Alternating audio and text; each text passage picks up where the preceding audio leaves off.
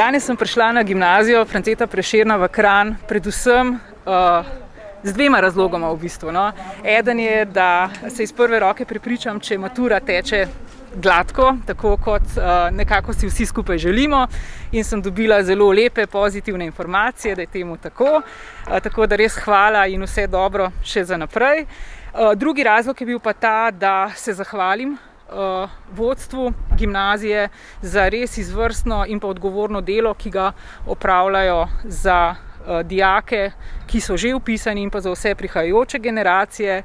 Vi veste, da smo letos razpisali še en dodaten program gimnazijski in da je bil odziv izjemno dober, tako da je šola že dobila za naslednje šolsko leto dovolj prihodnjih dijakov in dijakinj in je to, razumem, da en velik rezultat zelo dobrega, odgovornega dela, tako da sem se tudi v luči tega zahvalila in zaželela vse dobro vodstvu šole in pa vsem zaposlenim.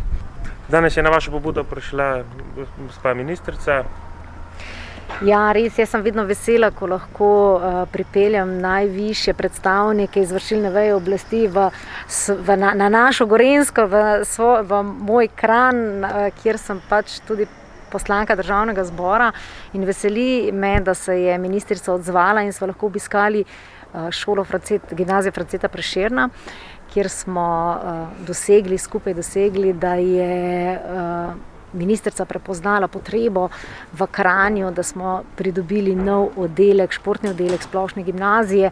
Jaz sem zelo ponosna, ker Kranj je športno mesto, imamo zelo veliko raznovrstnih športnikov in sem zelo ponosna in vesela, da smo dobili ta nov oddelek.